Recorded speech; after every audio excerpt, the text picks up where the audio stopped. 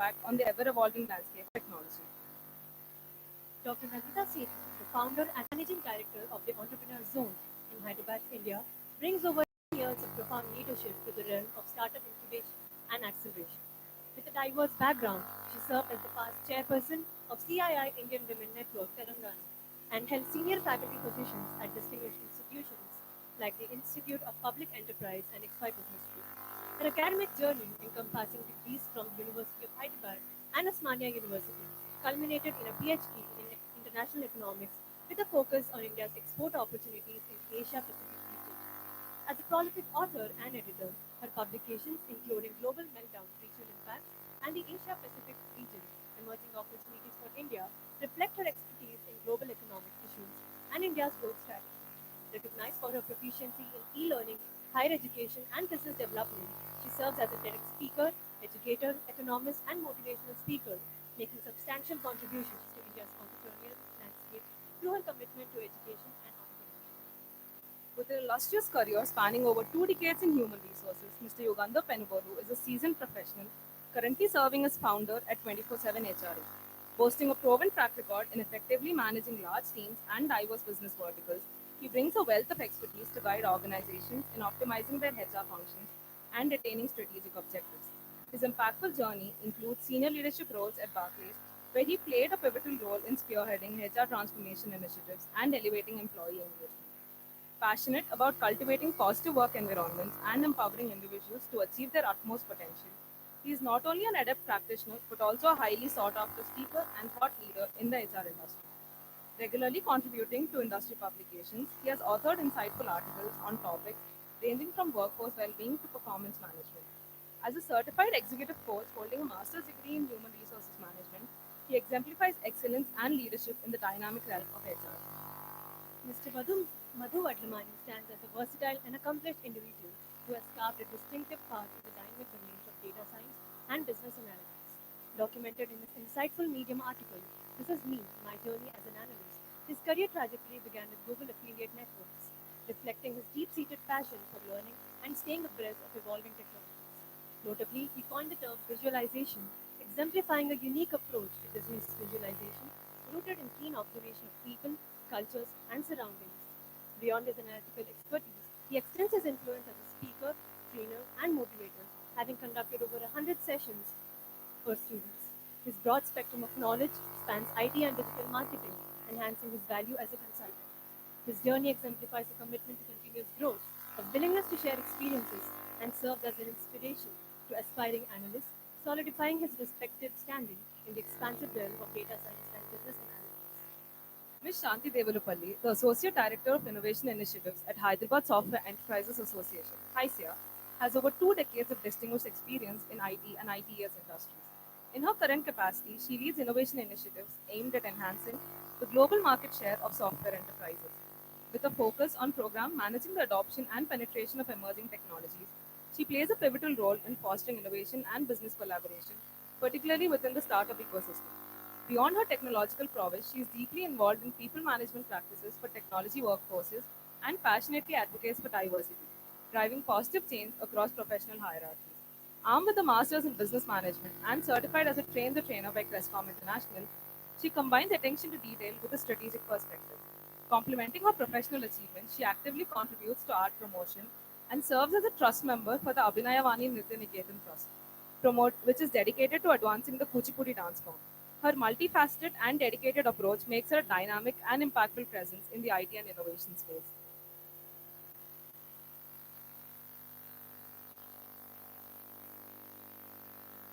We kindly request Mr. Venkata sir to grace the dais.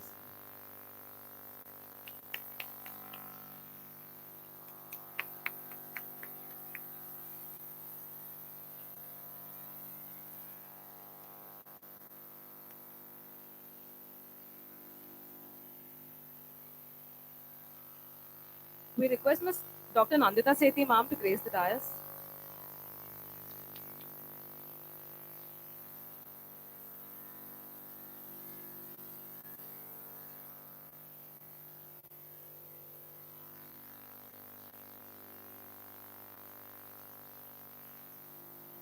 We request Mr. Yugandhar sir to please grace the dais.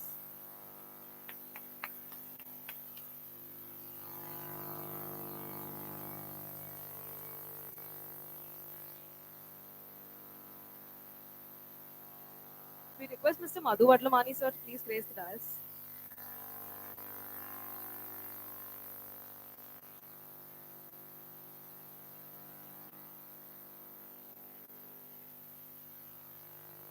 And now we request our moderator, Ms. Shanti Devalapalli ma'am, to please grace the dais.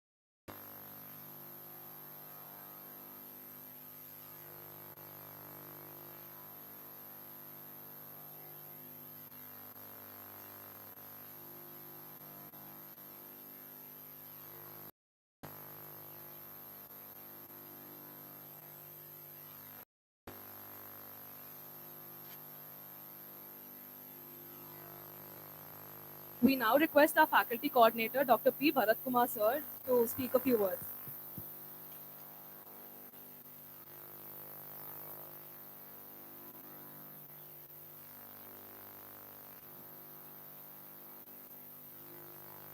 Good morning, one and all. On behalf of VNRVJIET, we warmly welcome our panelists for the today's discussion. So, as we are running short of time, let me start the program. Thank you.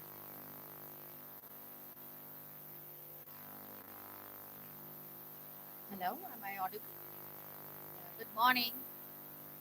When we come to a gathering like this, we usually expect that kind of an aura of energy.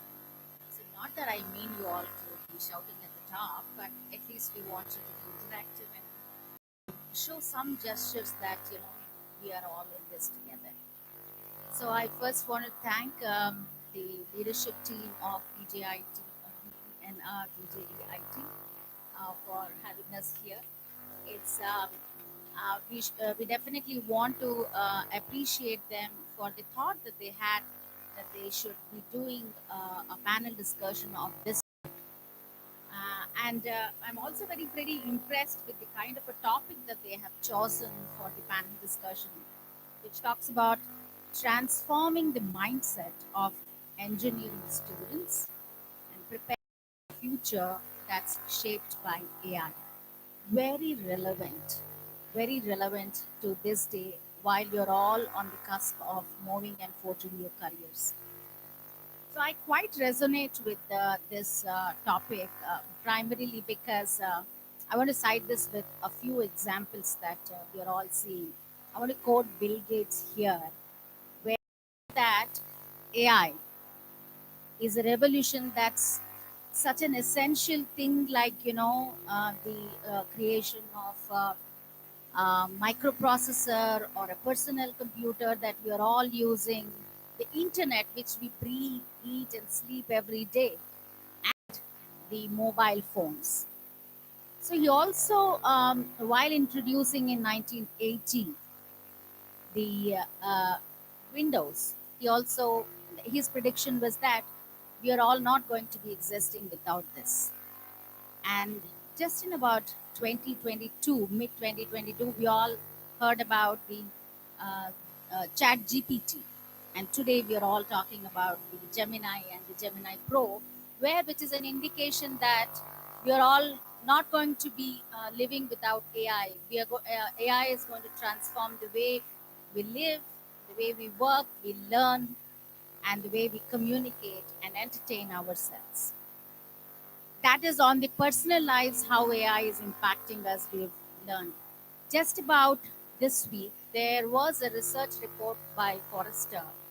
Forrester's research says that the process of software development, testing, and the entire enterprise solutions are going to be impacted with AI. So AI is the new revolution.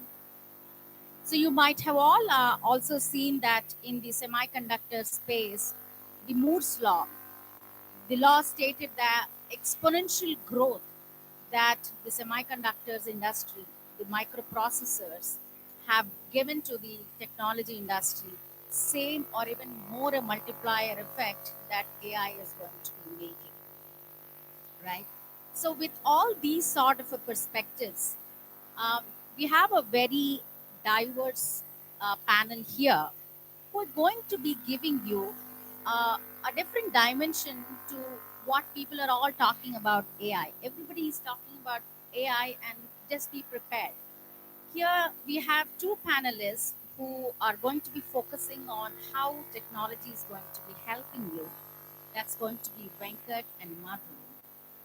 And they'll be talking to you about how you should be prepared. And interestingly, listen to this. Nandita and Yugandhar are going to be talking about what are the alternate skills, the complementary skills that you need to be developing to be making sure that you are ahead of the curve. So, the entire panel discussion is going to be focusing primarily on how do you prepare yourself to be ahead of the curve in the AI dominated world, and what are the skills and the knowledge that you need to require if you want to build applications in the AI space. On that note, I think now the floor is going to be opened up for the team here. So I would like to start off. Thank you. I hope we are making sense to all of you. So I want to start off with Yugandhar. Yugandhar, you are coming with a background of 20 years of experience managing different business verticals and managing large enterprise workforce. So we have a very interesting question here, which is going to be directed towards problem solving, design thinking, and how do people stay creative. On that context, I want to ask you, while the computer is mimicking the problem solving skills, how is 24/7 HRM, that where you provide the HRM SaaS solutions to over 300 organizations, correct me if I'm wrong. Yeah, now my specific question is, how do you approach and manage dynamic, technical based client requirements with your teams? How do you go about dealing with the teams while you are also satisfying the requirements of the clients? Thank you so much. I think it's a good question to start with because eventually all the students who are going to pass out are either going to be entrepreneurs or work in organizations and contribute to organizations. And they're going to face issues, they're going to face situations, challenges as time goes, and there will be laurels as well. The biggest challenge that a company like 24/7 HRM faces, by the way, we are a HR management tech company providing a lot of modules for organizations to manage people within. And in the bargain, people, with the help of the system, are able to efficiently work within the organization, deliver the task given, and achieve the goals for the organization. So in an organization like ours, the biggest challenge that we have is deep customization because it's a SaaS product. A SaaS product is typically a subscription-based product where once you subscribe, you get access to a set of modules which are pre-built for you as a set of people. Now, when customers come to us with deep customization requirements, it becomes very tough. However, customer is king, and we need to, as an organization, cater to maximum number of customers and say yes to most of the customers, right? So it now boils down to how you plan within an organization to make sure that everybody is working towards 80% of the customer's requirements at least, so that as a SaaS solution, it's a successful story. We spend, another reason why this is important, this method is important, is because if it is not going to give the customized solutions at all, then the customer may not come on board. And if we give a lot of customized solutions, then the expense for 24/7 goes up. and that is going to be tough from an ROI perspective. So what we do is that we have a 50-30-20 principle where we we with organizations work on with the teams work on 50% of the time spent on our roadmap, 30% of the time spent on customer needs, and 20% of the time spent on enhancing existing solutions. So this way we are able to match in the dynamic situation of different clients and give dynamic solutions to most of the clients and keep them on board. I hope this answers that.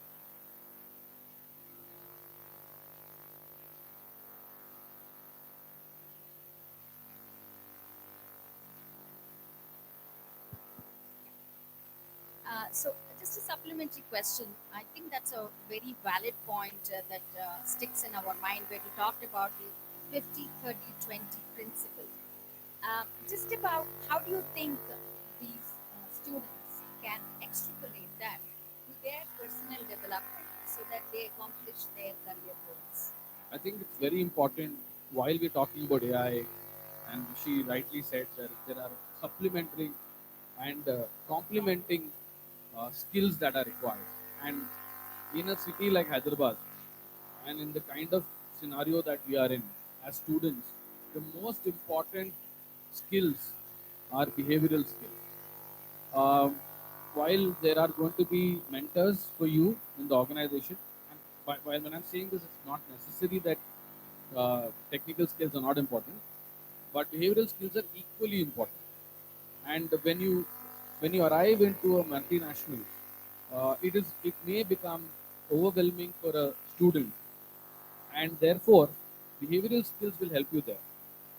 And behavioral skills could be starting from communication to engagement to something like developing the concept of listening, appreciating listening, and even knowing how to extract from a mentor. These are aspects that, I mean, there are many more competencies that are required, but behavioral skills to me are extremely important. And when I'm working with dynamic set of requirements from dynamic set of clients, and we need to have dynamic set of skills within our teams. So therefore, as students, where you're entering an organization, it's important that your behavioral skills are also right up there.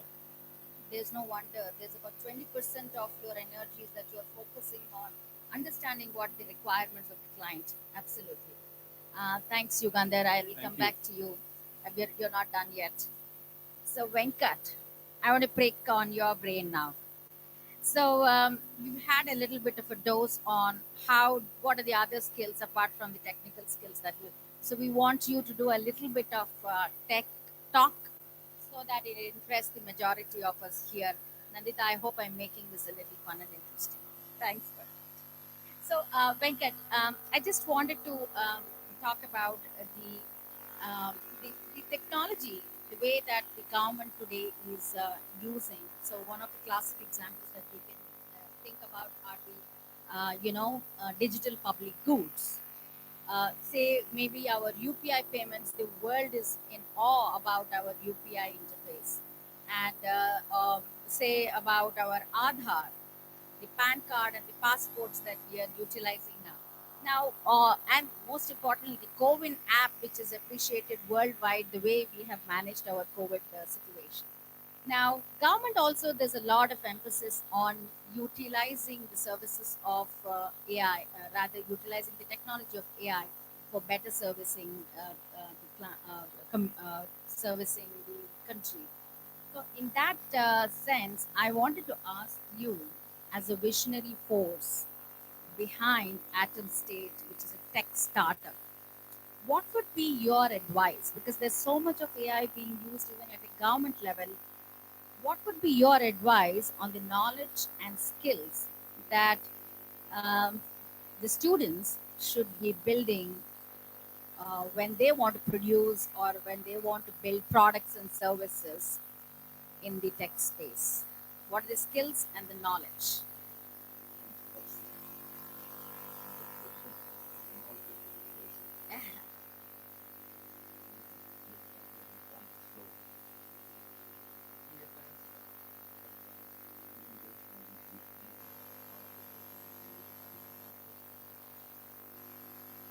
First is common sense. Don't think it is not a non-technical concept. Why I said common sense is because when you know you want to do something, you have to be very clear whether it's good or whether it's bad. What common sense is. Fitness. Again, another important thing. When you have so many problems, so many use cases, you need to really figure out how do I make my product or platform or solution in the right fit. And number three, scalability and scalability. So there are some quite excellent products because they are not being used properly or marketed properly. Not, the organizations have not provided proper awareness on the usage of the system. These are all the important elements before we really talk about technology. As far as AI is concerned, first of all, every entrepreneur or a guy who wants to develop a product or a solution first need to identify the use case. Because use case gives you enough food of thought, and then your mind will really work towards working out a solution of your own solution. Apart from the usual in-depth Python is the most important tool of technology, whatever it's called. Python is the core element. If you are fantastic in Python, then obviously you will be good. Or develop the skills in terms of designing better algorithms. Algorithms will make all difference whether a particular model is successful or not.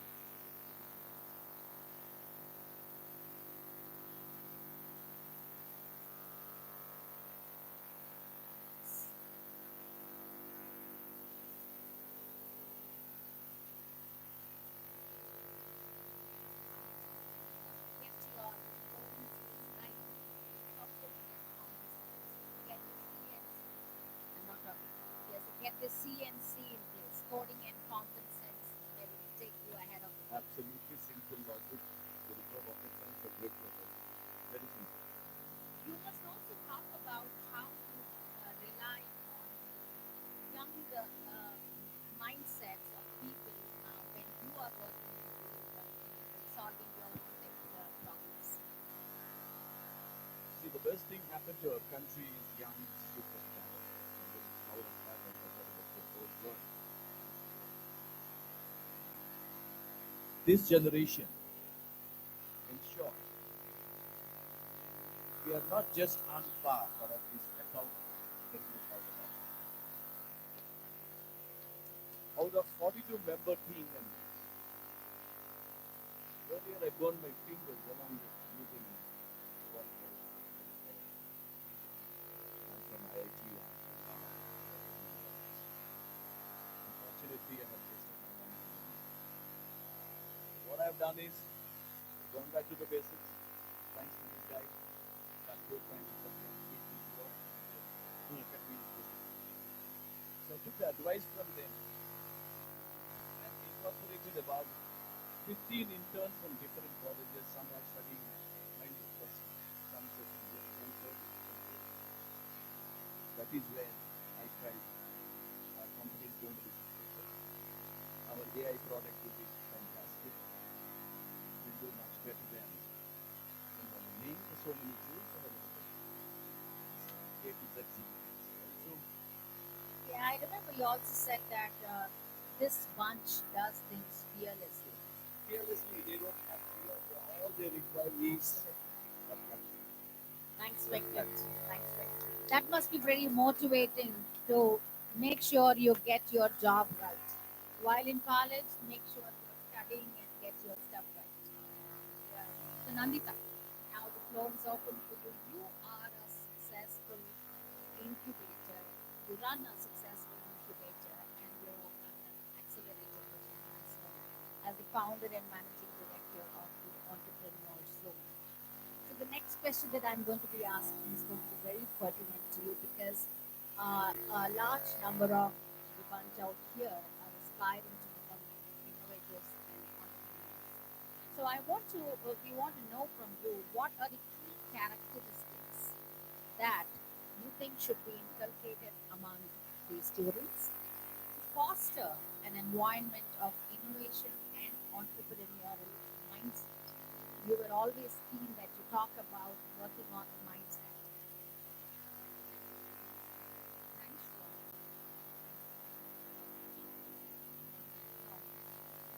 get a little closer. That's what I said.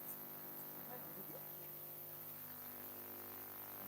So I'd just like to start with two quick episodes of technical content. The first was 2 days back. I hired a driver for driving app. And this guy comes and picks me up, and he places a book on the dashboard, and that book is GRE, right? And then I'm on my way to an institution, and he knows that I'm going to he's kept this GRE book for me. So I asked him, what are you doing with this book? He says, I'm an engineer, and I'm planning to go to US, right? And my second one is like, I called one guy home for some repair from home company. So he needs 2 minutes. And that guy comes, and I get talking to people by asking, what is the electrician what is it doing? Now, while I know there's nothing wrong in doing what they're doing, what I'm trying to say is where AI is going to lead you is more and more of the jobs which are skill based are just going to go away. So what's going to be important for you as students is that you have to develop all those skills which are analytical and entrepreneurial mindset. So this entrepreneurial mindset is it's a very important thing that you start thinking that curiosity of knowing, of asking, of not just doing your program with the end intention of I'm going to get placed somewhere. So placements, jobs are going to get much less, but who's going to survive are the ones who have the analytical skills to think beyond the stuff that you are doing, which is all going to get formatted into the okay, that's the first thing.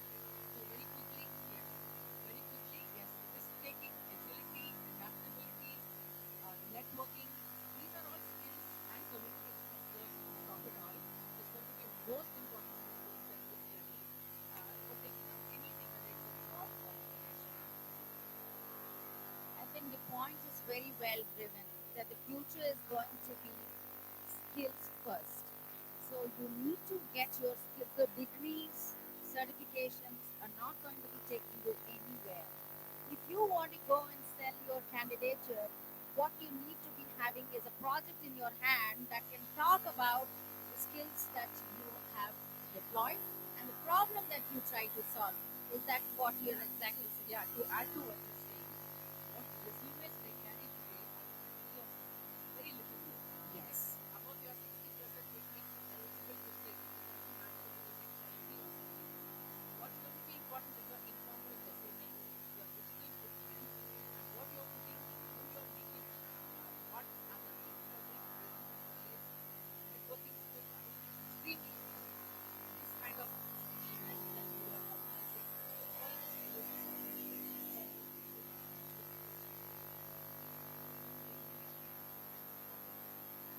I see that you have kind of extended what Venkat and you emphasized that skills first should be your approach. Get your skills right. Be it problem solving or your Python skills. It needs you to be the skills which you should demonstrate using projects. Perfect. And now is the time for Madhu. Madhu, when it comes to data, a lot of people are pointing to you. You're the go-to person. So I have this very simple question. How did you transform yourself as a data professional? What is that you did? So, very good morning, very good. Thanks for listening to this. Thanks for inviting Karthik. Hi, team. We need some energy, please. One more time. Thank you so much. So there is no secret of success to me. So this is how it started. Even I'm not from a corporate background. I came to Amirpet. I have traveled in the roads, but the bad habit is that I don't ask anyone a random suggestion.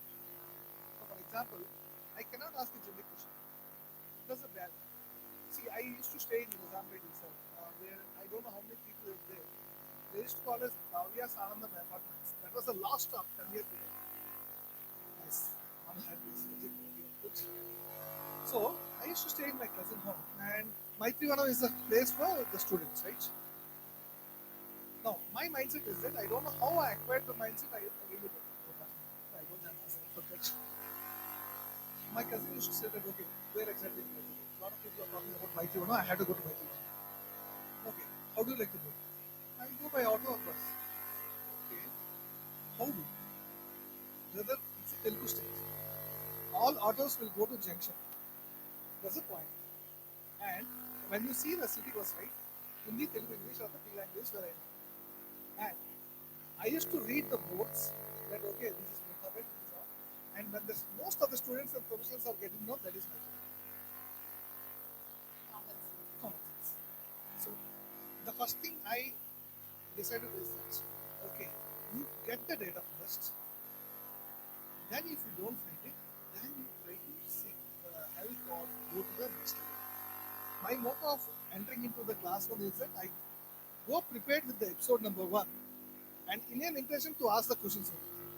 So that would be more of an interactive rather than someone teaching. That's the only secret where I have become a hardcore data analyst. In fact, I'm not just implementing the data in my professional life, in my daily life, in my I have written an article and even my honeymoon planning is a hardcore data analysis. My baby, I have searched for 30,000 names to name my baby. An Excel file. Condition number 1, it should not be a God's name. Because by any chance, I don't, if I get an angry, I don't want to scold.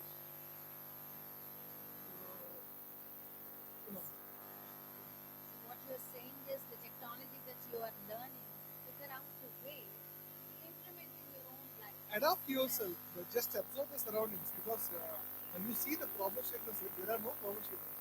Here, AC itself is a problem statement. Only one trigger that can you control the AC. Okay, so without much of a delay, Yugandhar, now the floor is yours. Yes. So you have you are an author of a book, Transformational Lens, Yes. that primarily focuses on performance management. So it may be a good idea for us to talk about from your research a real case scenario on how you have mentioned about mentoring your employees to solve business and technical challenges while they are designing and delivering also to your clients. So there are quite few things. So both business challenges when they are designing and are also customer facing. So how do you usually go about mentoring your employees? Thank you. I think this again, we look at it from the employee side, which many of you are going to be very soon. As a They're maybe leader, founders and entrepreneurs. yeah, they're going to be founders, entrepreneurs as well. So you, this answers both the situations, where as a receiver, as a giver. And I think it's very important. And I follow 3 principles here. One is uh, nurturing creative confidence. Whether it is you as an employee or as a leader when you're dealing with your employees, nurturing creative confidence to me is of the highest importance. We have ChatGPT to tell us what we can write, okay? But the creative confidence, when you don't have ChatGPT, when you don't have a person next to you, when you don't have a theory supporting a use case, is going to help you. And what is creative confidence? Many of us are creative. In fact, I think 99% of us are creative, but we do not have, many of us do not have the confidence to show that creativity. or we do not have the confidence that our creativity may be utilized well. And therefore, as leaders, we need to, and entrepreneurs who will take up this, we need to ensure that we allow people to create. They may falter initially, but we should allow them to create. We need to support, we need to motivate. And that's very important. Similarly, as an employee, you should create, you should explore, you should seek, and that will give you the confidence to take things forward in any assignment that you're given.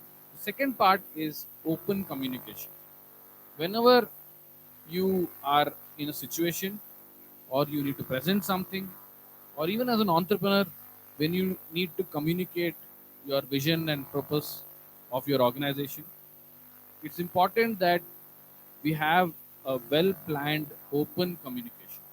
People should look at you as an open leader. The third important aspect is regular check ins.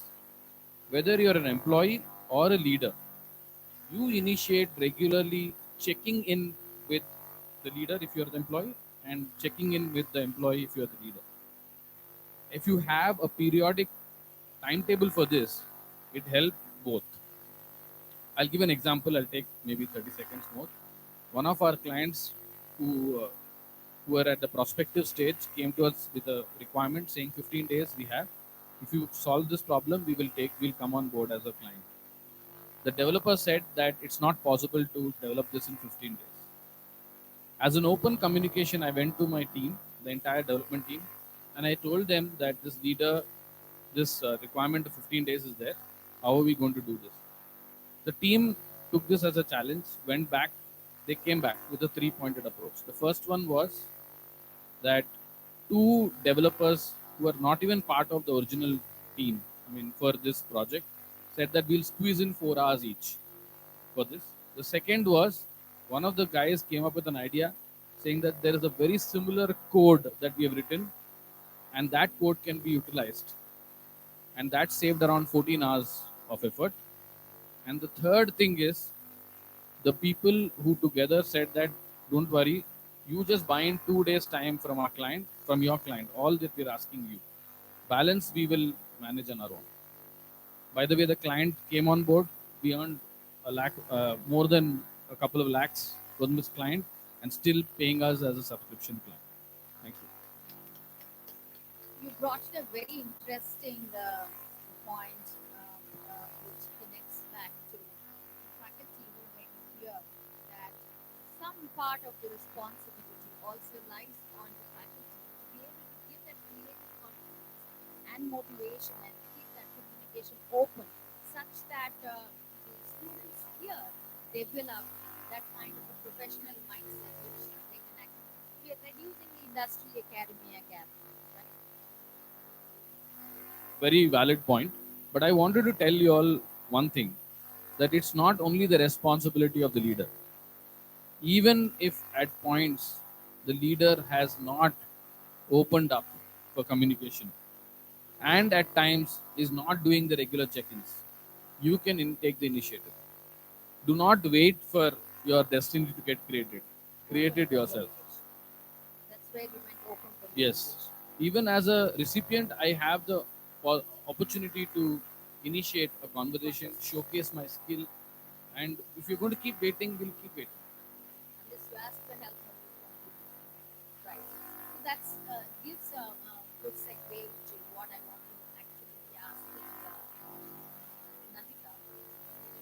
Nandita, this is kind of London who spoke about a little bit of a contribution that should come from the faculty and the institution to be able to build innovators and entrepreneurs. So we just wanted to ask you, what do you think will be the role of the institution to play when they are creating a culture of innovation and startups to shape that kind of talent? What should the institutions be doing? So I think the institutions are completely built differently. We have the narratives that we have been owned by facilitators, and the way the content is set up, curriculum has to be something which develops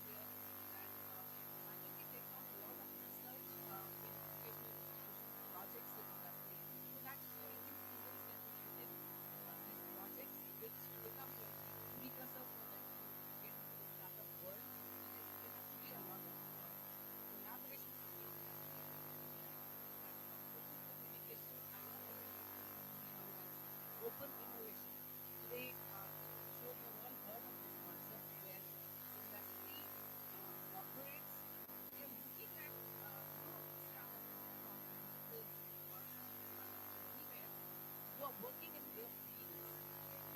And instead of reinventing the wheel, they can actually, help these startups right from Google, Microsoft, all of them are having incubators, and they're putting open innovation or co-innovation with these companies, getting them tied up and getting them to like this Canadian quote from Canada last time, I think, is the connect with your alumni. Connect with your alumni who will love to come back to mentor you, probably without any other commercial implications because it's like giving back to your alma mater. So never forget your alumni. They are the main people who can come back to the institution and help you co-innovate, become mentors for you, for taking up research projects, for setting up incubators, for having mentors, and for providing services. It is what students can do with the help of these. And So very interesting points that you brought up, that don't wait for the government to change the curriculum. Let the institutions take the first step. Because as I saw the other day, I was in a master class attending to understand the future investing. I was so surprised to see that in the competition of creating innovators and startups, India is now standing third, because China has slowed down a little bit, which means there is a lot of interest and enthusiasm out there in the investors forum to look at startups. That's wonderful. And also, I just wanted to emphasize on what Nandita said, that it's important for the institutions to have incubators, because a lot of stuff that you are learning at your college, actually when you really see that getting implemented right in your college in the comfort of your professors, that's the greatest learning that can come to your table. You want to add? Sure. I just forgot one point I thought of, right? And this is very, very important to the fact that you should have a lot of role models and success stories because you go by that. If there's a Google that came up in Stanford or Facebook, they live by that and see how good is doing. So one guy who comes out from here and made it big can be a big inspiration. So this is what the institutions are trying to promote startups.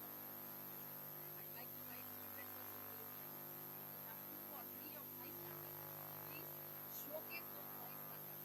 95% showcase 5 startups are going to contribute millions of price to our institution. Amazing. Showcase. Amazing. What a great thought you see today. In fact, there is a design school in Bangalore. It's supposed to be one of the good schools in design space, the Srishti School of Design. My daughter studies there. It's like coming with a typical IT background. We asked, what are your placement rates? They said, we have 0 placements. We only create entrepreneurs. So I said, okay, this is a shock for me. All right, I take it. But that's going to be the future as we move forward. So this again very nicely leads into the next question that I want to ask you, Venkat. And let's come to a good story to say there. So Venkat, I want to talk a little bit on the school side. I hope you don't mind it, because there's a great story that I can talk there. So Venkat, you nurtured a startup founder, which is your son. Okay. For some of the aspiring founders here in the audience, what are some of actionable steps that you would want to suggest to them that they could start working on and thinking about when they're dreaming to set up their own tech startup? You could probably touch upon, I think, the discussion, some of the GTM or the problem that you are going to be talking about and the MVP, things like that. Actually, by the time my son has completed his studies,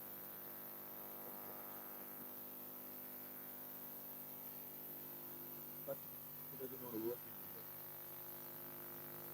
He wants to do anything. He wants to create some global story, global problem solving. So last year, the mechanical engineering was zero of why I want to emphasize this, because the core engineer is always the core engineer who concepts. So understanding the concept and expressing that concept is the most important element, just to recognize your talent. This is what exactly happened. Right? At least for 3 years, you are not talking to people and spoiling his blue chip companies' career. I never believed in that. I just believe in whatever work you do, you have to enjoy that, and only your outcome is the one rather than the result. So start loving your code. Start loving your code, first start loving your idea. Right. Have self-assessment and you decide whether it is good, whether it will fly or not.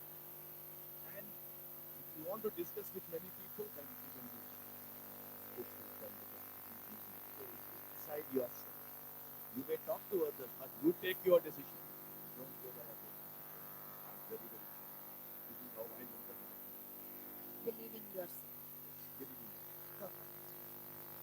And take the right support when you think you are in process. Because if you are doing right things, the right support, right mentoring will automatically happen. Very nice. Because everybody wants to, whether an entrepreneur or whether a CEO or a student or a teacher or a faculty, they always go along with the winning horse.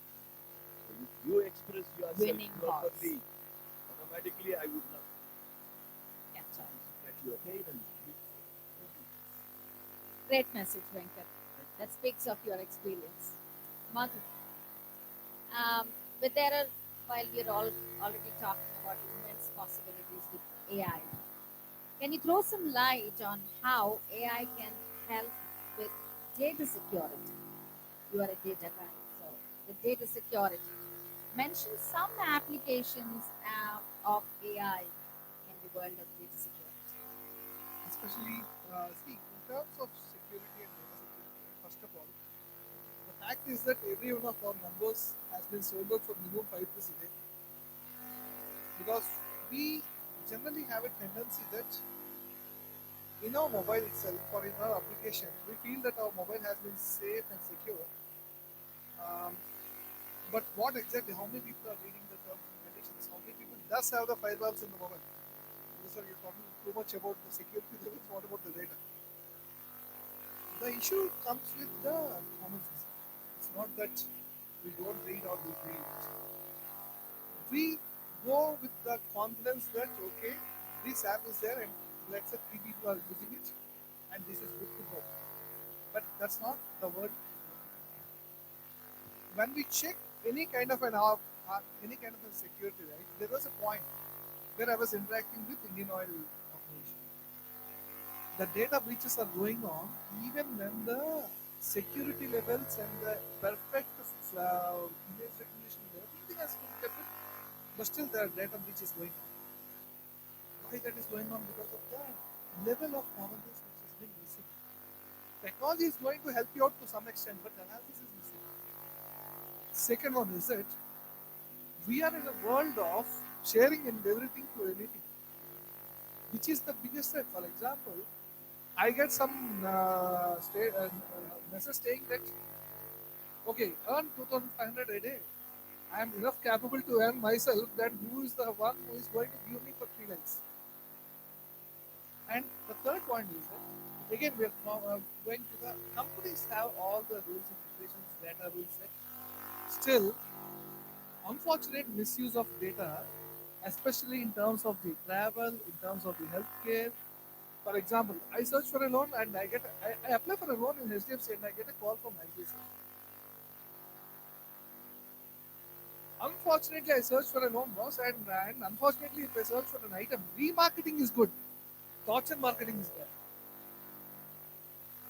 Now, how to control it? There's only one thing: is that don't accept everything and anything. For example, I might be speaking, right, say 10 points. Not all 10 points need not be an acceptable wrong.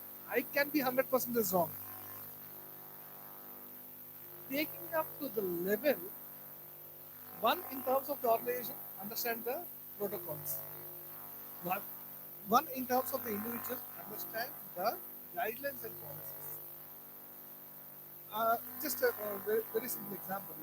I have been to Vizag and there's a Chiranjeevi, megastar Chiranjeevi, and a lot of people are taking pictures. And said that, okay, the next day I'm traveling with a lawyer, the same person.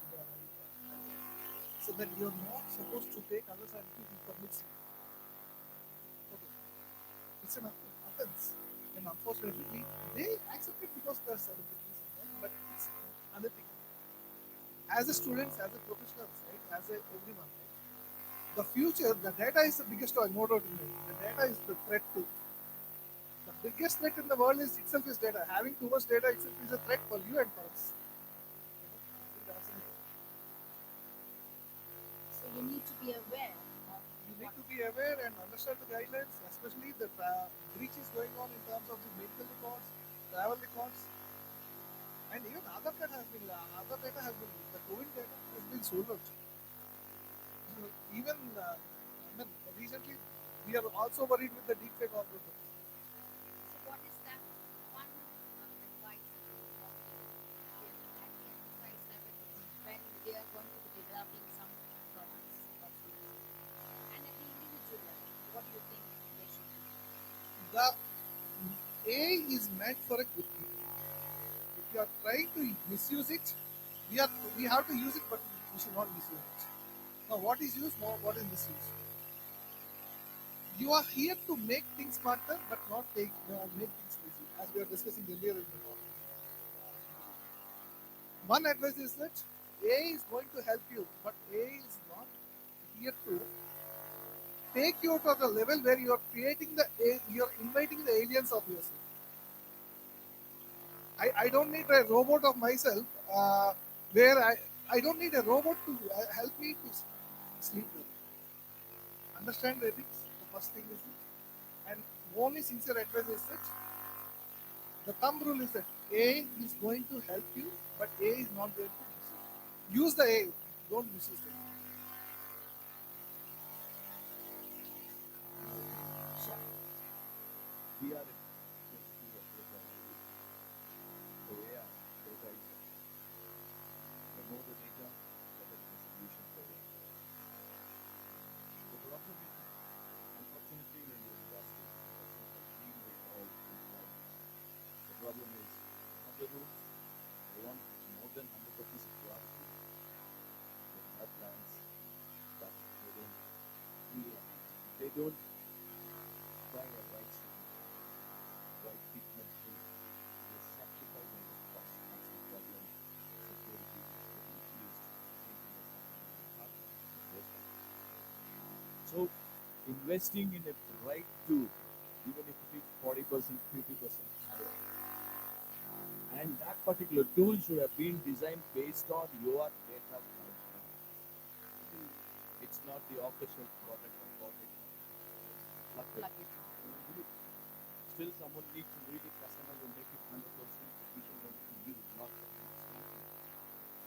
This, of late, some companies are realizing that, and they started investing, and the security breaches are happening very, very, very fast. So, the technical enthusiasts who want to pursue a career in data science and data security, I think there's a lot for them to go to the bottom to understand actually what are the policy guidelines as well while you are as well learning the technology. I think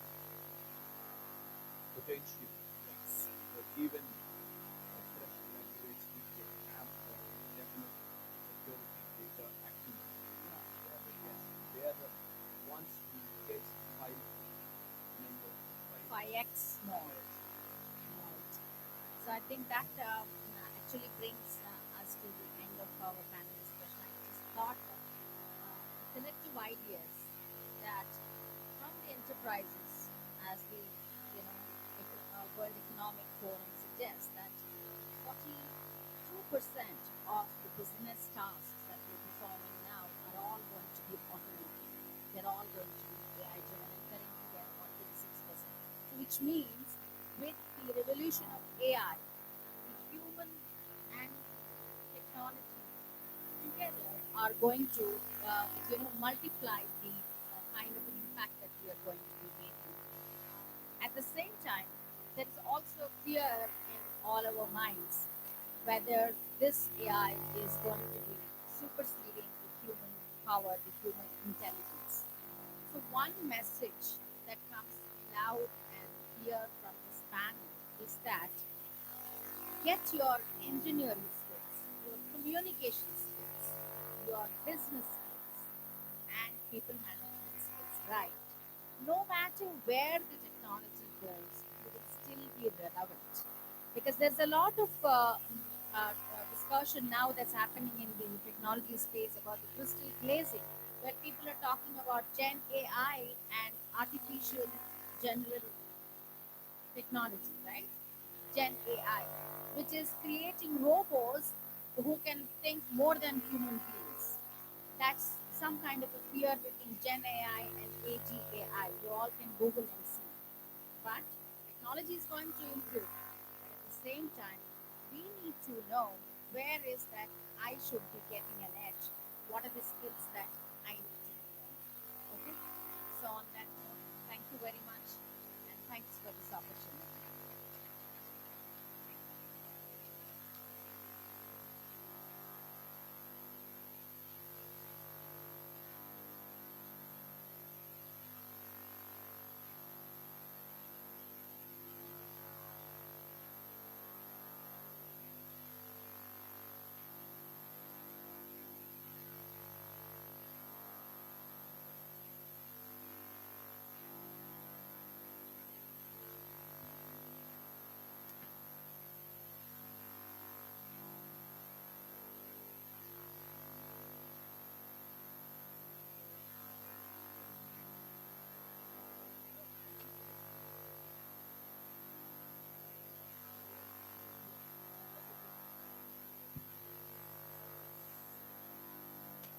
So we have a question for you from the audience. Your article, This Is Me, My Journey as an Analyst, highlights your dedication to long-term vision. How can engineering students develop a similar mindset to ensure their sustained success in the dynamic field of data science and business analytics?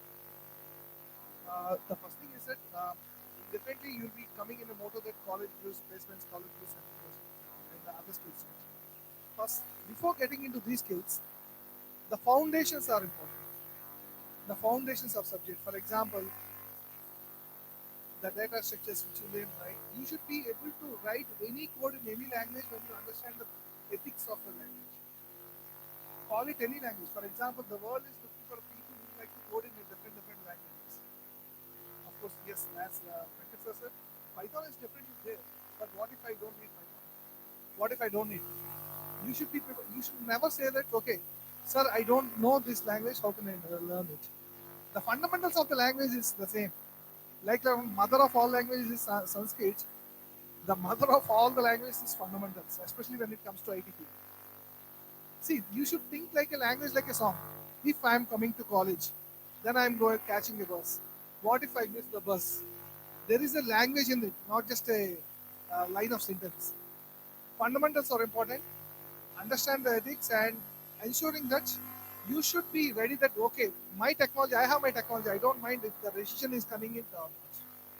I am an industry ready professional, irrespective of any world it is. Thank you, sir. And due to a little preoccupied schedule, Madhu sir is leaving the session early. Mr. Madhu Varnamani, sir, thank you for gracing our panel discussion with your invaluable insights and inspiring journey in data science and business analytics. Your presence enriched the conversation, leaving a lasting impact on all of us. Thank you very much. I was checking my mobile in such a way that if the flight is getting delayed for 1 hour, so that I can spend a lot of time. But unfortunately, today Indigo was on the right time. That actually means a lot, sir. And thank you so much. Definitely, to be frank, let me have. It was very good to see your questions, ma'am. It was straightforward, clear, and good to meet you, sir. And I'm missing the conversation. To be frank, maybe if there is a live recording, I will be definitely watching in my cab. Unfortunately, that could happen. Dreams. Yeah. Thank you so much. And goodbye. All the best. I would like to invite our faculty advisor, Dr. P. Bharat Kumar, sir, to give Madhu sir a small token of appreciation.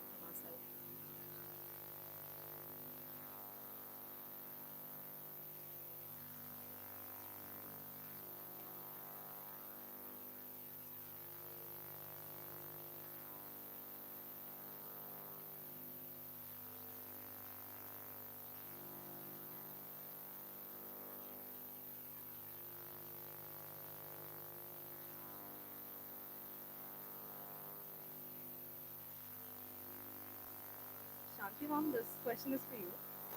How can engineering students actively engage with organizations like HISIA to gain practical insights, mentorship, and exposure to real-world challenges in the AI industry?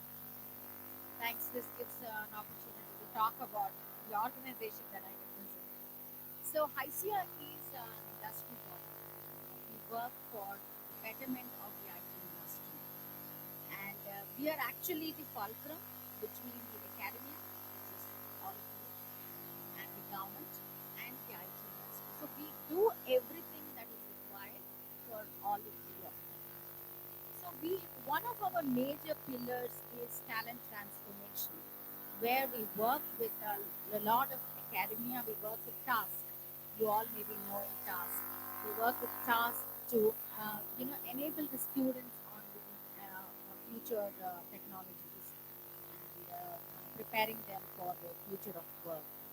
So the one advice would be that follow us on our social handles and make sure that what you are hearing from conversations like this, what you read, you sit down, reflect, and take at least 1 or 2 points to execution.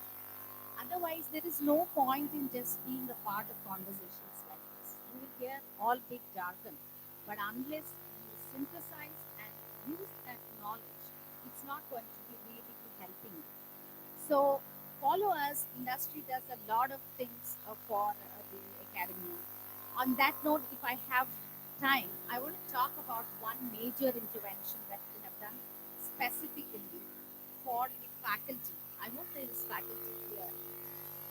I want to talk about an intervention we have done for faculty, because we believe that faculty is the wheel, is the fulcrum. If we nurture this, that's going to be actually helping the entire ecosystem. So we have a program called Project Drona. There's some faculty here. I can remember Manjula also, along with Karthik, who is from the program. So it's a program that we have done for faculty. We got rich content from Infosys, and we partnered with Task to connect with the colleges and seek faculty so that they learn emerging technologies of AI and full stack and digital transformation. So we facilitated them to learn this technology, but learn in a way that the world is learning today. So if you look at it, the Udemy's and the Coursera's, you're doing a lot of online training. So we wanted the faculty also to experience how do you self-learn and how do you take support of mentorship to learning, so that our belief was that if the faculty learns, they can adopt these kind of learning practices in their colleges. So we used real-time examples or real-time case studies from the industry. So in the process, the faculty had a lot of interaction with the industry, and we are now going to be closing our first cohort, and we are going to be giving away the certificates and recognizing all the faculty who have taken that extra time to do this work in our annual summit, which is a global summit where you're going to be having IT industry leaders and business leaders across the globe and be a part of that. So the faculty who have done their program are all going to be recognized there. They'll be given away the certificates there. So key is follow us so that you get inputs on understanding what's happening in the IT space. It also helps in networking, like Nandita was saying.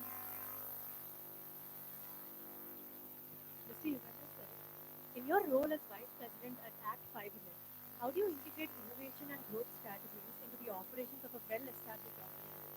Can you please share an example? Thank you. Prior to FIBERNET, I did work for 15 years with large multi-corporates like GE, City, Stanchart, Barclays. And then I joined FIBERNET. So there are a lot of changes that happened when I joined FIBERNET itself, because the culture, the processes, compared to banking giant in a broadband industry is different.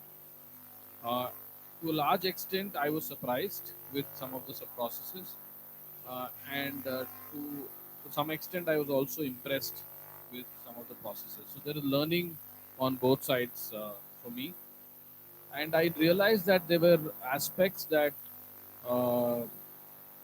needed interventions, and there were aspects that could have been implemented from my learning.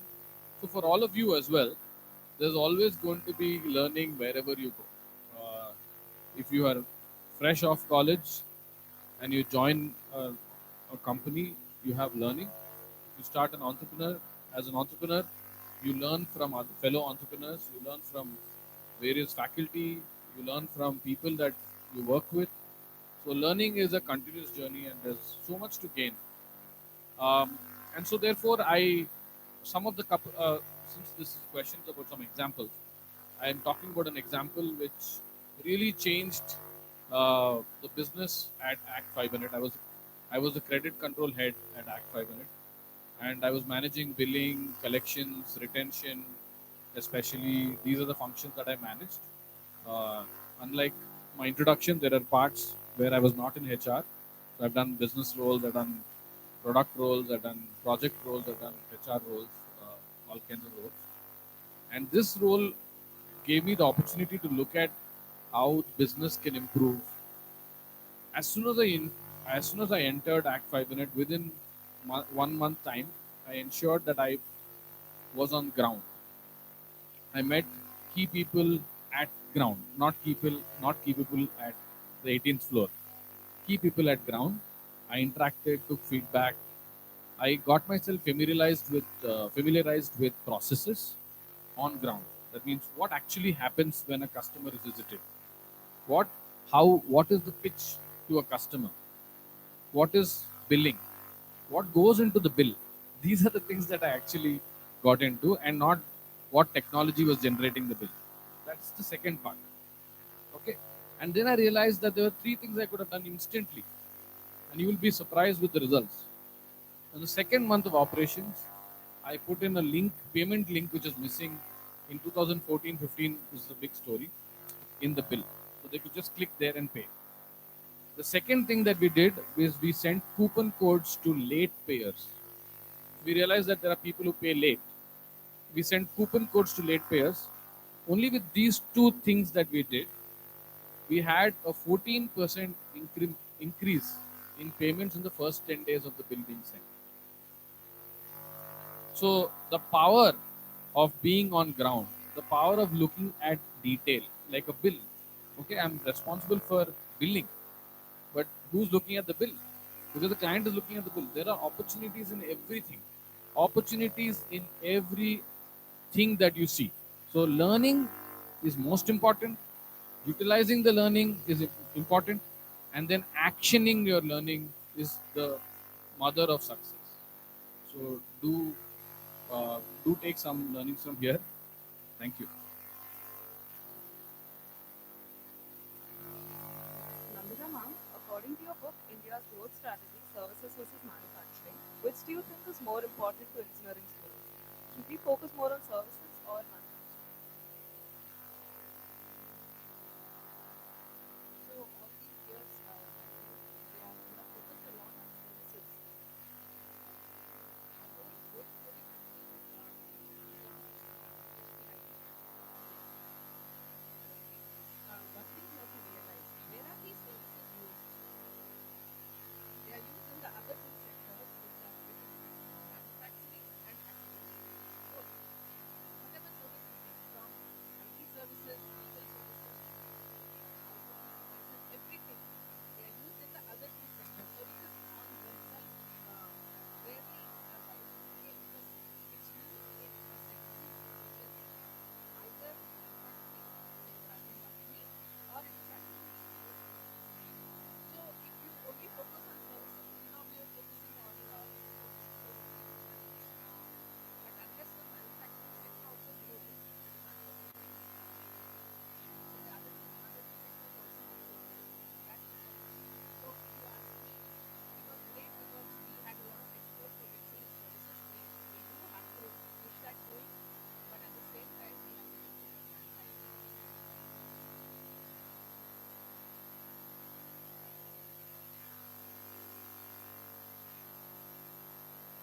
As a trustee of Abhinayavani Nrityam, promoting Kuchipudi dance form, how can arts and creative expression be integrated into the education of engineering students to enhance their innovative thinking, especially in AI-related projects? Very interesting, actually, very off from what we are talking about technology and yeah, which is required. So, how many of you here practice a hobby? Wonderful. Yeah. So, in a room full of people, there are very few hands that are standing up, which means arts and culture and the hobby that you've given is something that will give you a unique edge. It will give you a sense of recognition. I have, this is when actually I started learning myself dance when I was young. And of course, but unfortunately, I didn't pursue that. But with my daughter, I made sure that she pursues that art form, and in fact, she is in Srishti on a scholarship. Also, because of her additional skill that she has developed, she's been learning Kuchipudi for the last 15 years from Dr. Venkata, his daughter, and his doctor. So now, why I feel that art, culture, hobby is all important is because you are going to realize that you will have the power of imagination, power of cognitively connecting things that are happening around you, which is again fueling your creativity. And you have better self-awareness as to what I want. So these are some of the things that you can develop from hobby, be it art and culture, or some sport, whatever.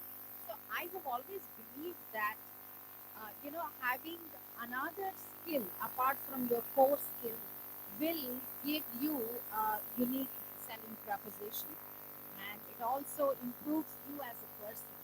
So that is how I believed in this, and I've been actually pushing my daughter to pursue it. And today she realizes that Amma, what you and I were believing in is truly useful. So I think creativity lies in taking up a hobby. So if you want to be creative, you have to develop a hobby. Take some time, start loving it, but pursue it. So I hope that answers. I connected innovation, creativity to hobby and art and culture. Venkat sir, you have a remarkable background in cross-country business development. How can engineering students cultivate a global perspective in their education and projects to foster a mindset prepared for the international landscape of AI? We do building successful global the digital is getting it into global immediate market. We have a lot of global platforms where you can showcase your talent, your skills. More than everything, I want to add one more thing that hobbies are very important, and that hobby should not be compulsory. So, it has to be intuitive for you. And it's a great chairperson. Trust me. I work almost 400 hours a day. I will not sleep without dancing with me. And some of the people, when you ask what it is, they see me dancing with them. Because the time. So I exhaust myself, but I enjoy it. So having a habit which suits your body, your attitude, your temperament, we should see it. We should develop it. And that will really improve your all-round personality, no doubt about it. And also recognize it. Thank you, sir. Yugandhar sir, what advice do you have for aspiring entrepreneurs based on your experiences in founding organizations and your role as a vice president of that company?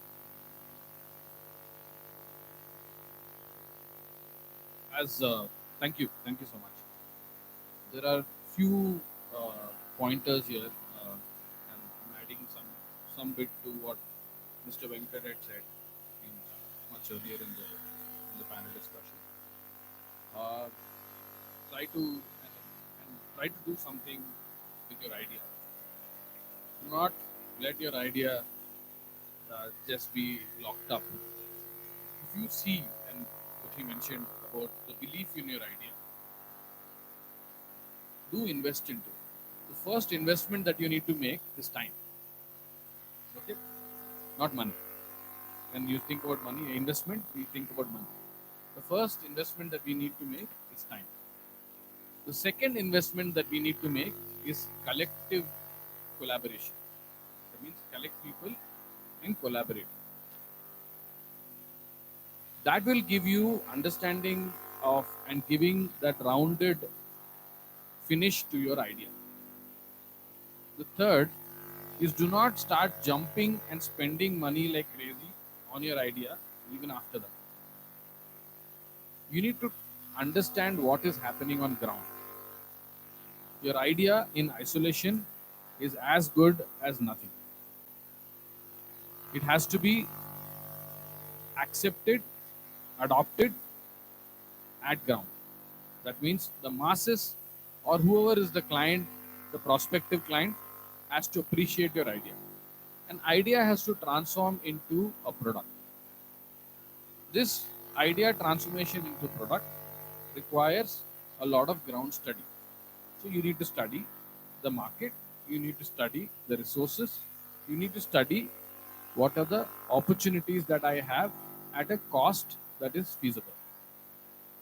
Today, with people in this esteemed panel itself, the opportunity is there to raise funds. However, that cannot be the sole purpose of starting and exploring your idea. Okay, so the idea transforming into a product needs a lot of groundwork. Make sure you put in that groundwork, and the balance, which they were all speaking about, basics, the concepts, they all have to get together. Second stage is fundraising, third stage is implementation, product development, and all of the entire product. So do not try to build your entire product and then showcase it as an MVP. You need to have a combination of product and concept showcased well. And then you have to implement it at least in two places for you to appreciate the requirement of the client, the necessity of the client, and also for the client to give you feedback. Thank you so much. Thank you, sir. Nandita ma'am, what motivated the creation of PEC and what significant insights have you gained from your journey in fostering the growth?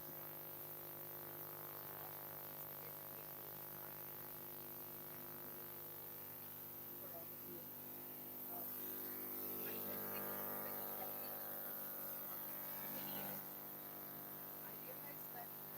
they came in with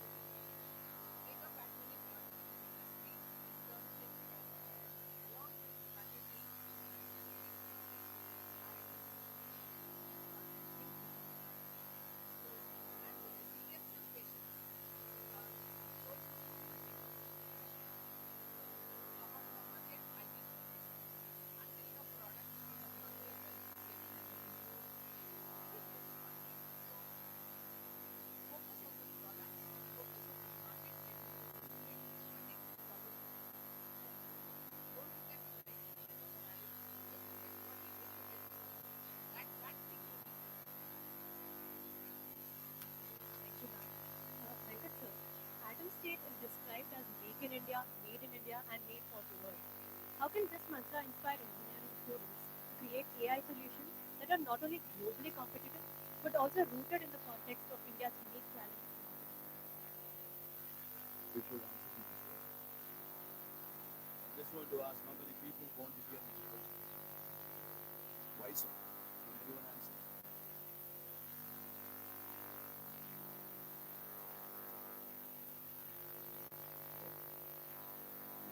Still shine.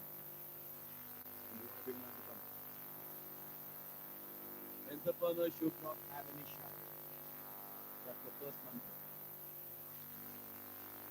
We are shameless people, thick skin guys.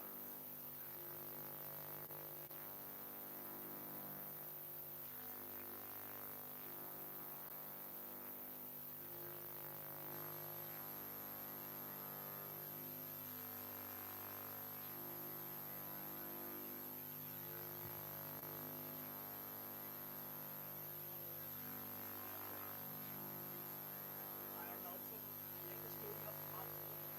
Actually, this is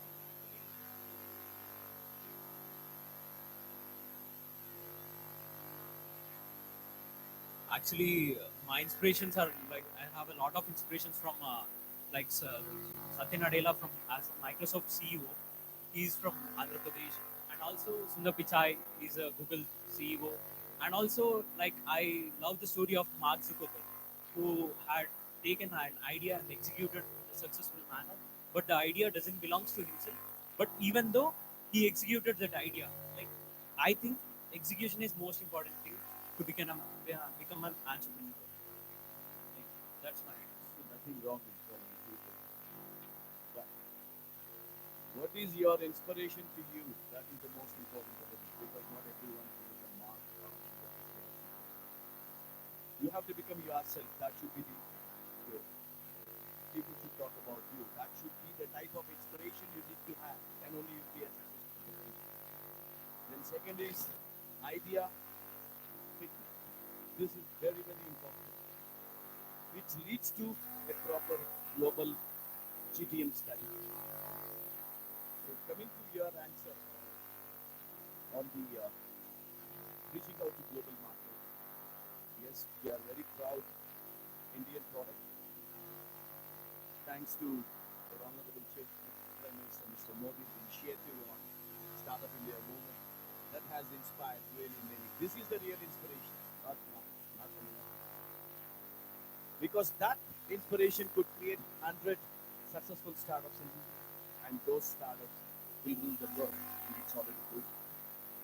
I'm very proudly telling that, yes, Atomstate as a company, we are competing and winning bids, winning contracts over ChatGPT or over AI's XYZ company. I'm very proudly telling you. That's the reason why US people, US customers are coming to us. So, have a self-belief. That's the more important thing. In India, we have a very typical problem. When I say, I mean, it's all inspired, you know where? That's the inspiration I got from Samuel. He came to India, he ridiculed India, he ridiculed Indian companies. Indian companies are useless, they are thick, they are going to compete with me. That is where I have answered him in the Twitter. And dear buddy, I'm going to compete. I said that Twitter is still there. I'm about 18 million likes for that. And I had the guts. People ridicule me. Unfortunately, the world people have appreciated me for that to accept the challenge. But our own Indian community will be ridiculed. I said, no problem. Now, the people who are ridiculed, the corporates who are ridiculed, they are working for us. They have adopted our tools. So, the whole thing, what I am trying to tell is, you need to have a passion and please anticipate and accept failure. Right from the first step. I'm going to fail, yeah, that's all. But not change your answer. Internally, your success data will really creep in and ensure that I will not become a failure. So, reaching global is not a problem at all these days. This is to my earlier question, which I would like to give my third statement these days. Allow me to talk another 1 minute. Everywhere good and bad is good. AI also good and bad is good. The most abusive word in recent decades. Yeah. Everyone talks about AI. On the bad side, AI ensures you lose your game. AI ensures you will become the copy master. AI ensures you will write a blog on the most complicated issue in half an hour. All these things really possible. Without AI, no. You have to labor a lot to write a blog. So AI is good. AI is good. AI is the bad option. But the real AI is good for life. And making a blind man to walk normally without dashing anything, that to take right. That is real AI. We have a product in India, but no one is taking it. He's a student from Adilabad. Now is trying to do their level best to make him reach at the top. Young boy. That is real AI. So when you want to become, when you are seriously thinking to enter AI, think whether it is good for the people, good for the country, good for the world, or bad for the world. Once you decide on this, automatically the growth will be easy. They will take you there. Thank you. Thank you so much, sir. I would like to invite Karthikeya Kumar sir onto the dais to speak a few words.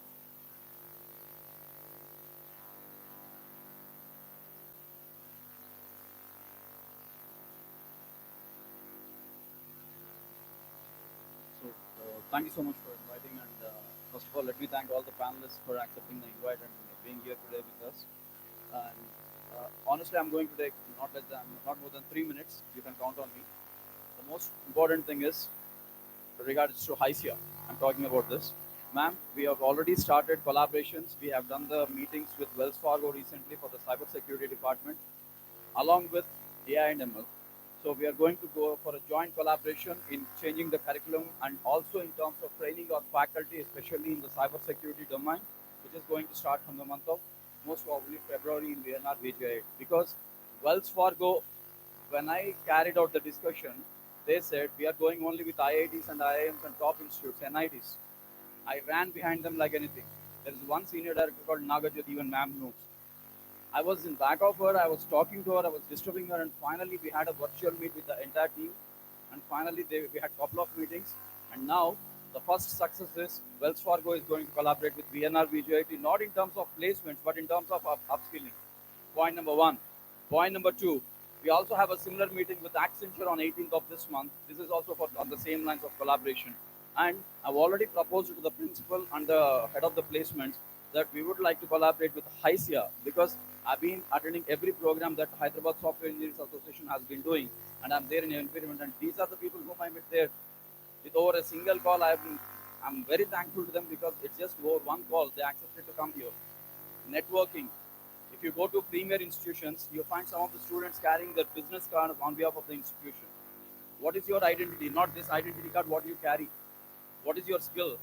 How can you be recognized? I also proposed a program to the campus that why don't we launch a campus ambassador program where a certain team of students can be trained and they will lead the programs in a successful manner, more better than what we are today, so that they can be the future leaders.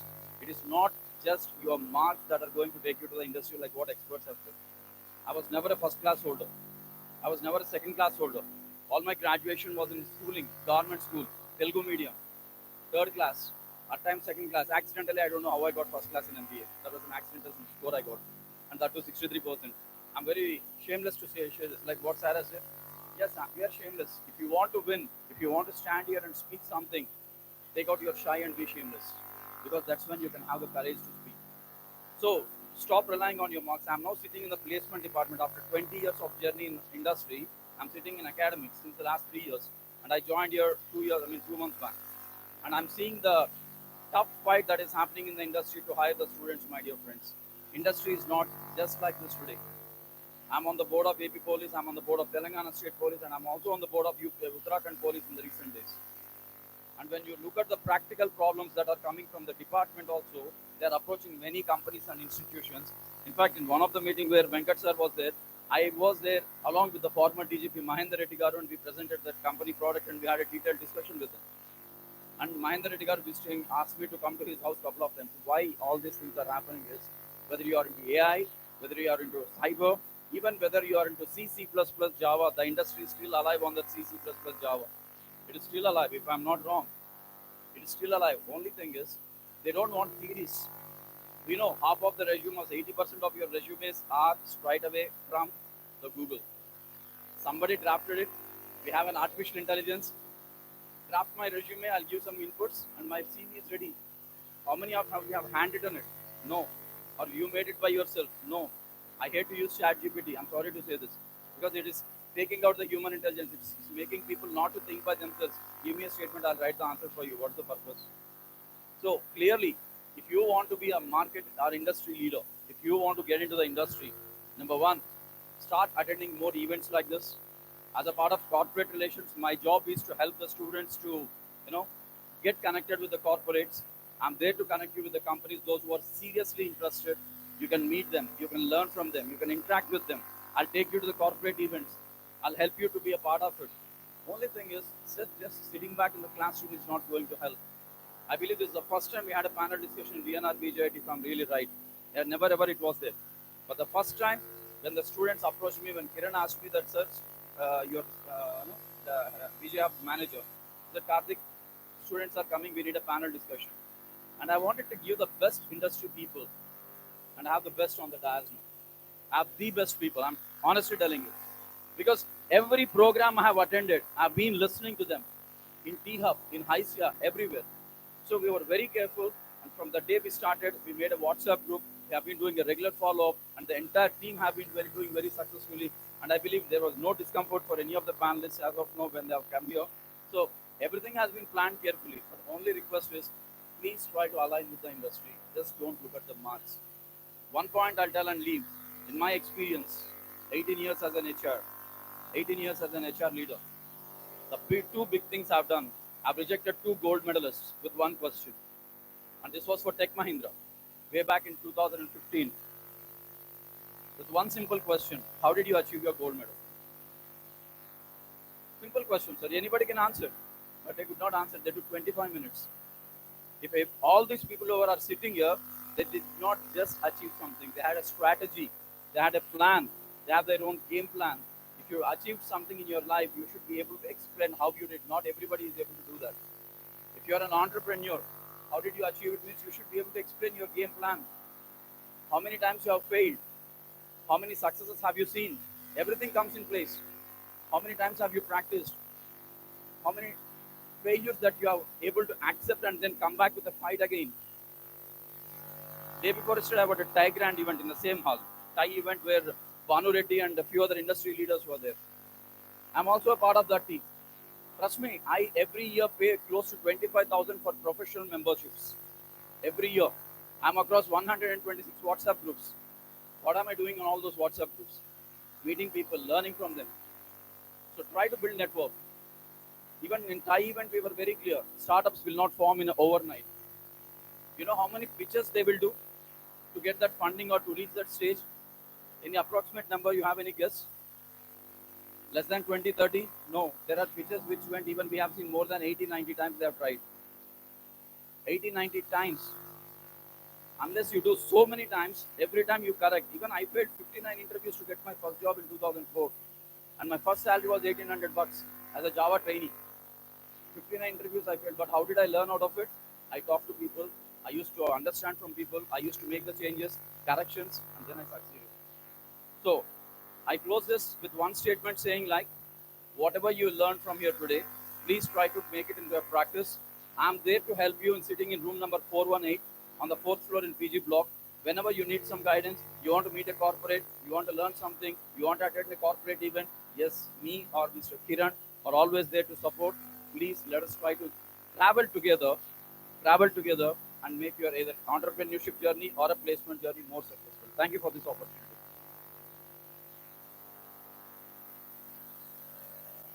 Thank you, sir.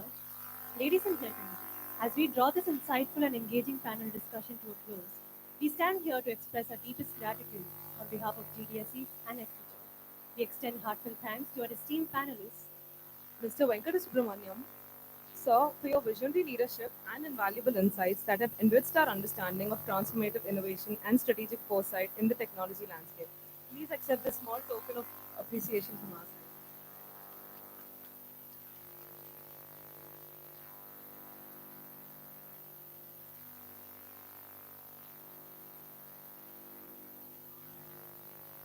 Mr. Yugandhar Penubrolu, sir, for enriching our panel discussion with your profound insights and extensive expertise in human resources. Your valuable contributions have significantly elevated the discourse and enhanced the overall learning experience for all of you.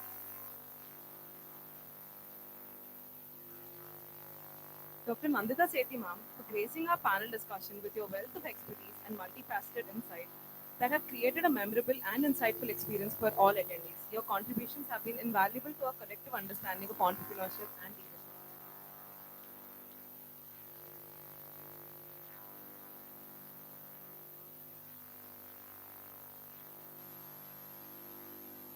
A sincere thank you to Ms. Shanti Devarupalli for gracing our panel discussion with your wealth of expertise and insightful moderation.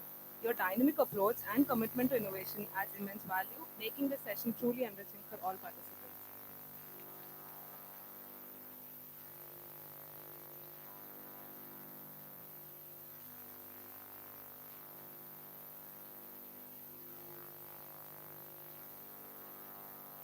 We are immensely grateful to each one of you, our distinguished guests, students, and faculty for your active participation and thoughtful engagement throughout this event. Your presence has truly enriched the conversation and contributed to the success of VNRVJIET's first ever panel discussion, ISD'2023. A sincere and warm thank you to the college management, dedicated organizing team, volunteers, and everyone who played a crucial role in making this event possible. Your efforts and contributions have been truly appreciated. The success of this event is a testament to your hard work, teamwork, and commitment. Thank you for your valuable contributions in ensuring the smooth execution and success of this occasion. As we conclude this session, let us carry forward the knowledge and insights gained today to shape a future where education and technology harmonize seamlessly. Once again, thank you all for being a part of this event. If any of you are interested in engaging further with our distinguished speakers, please feel free to join them for some offstage networking. Thank you.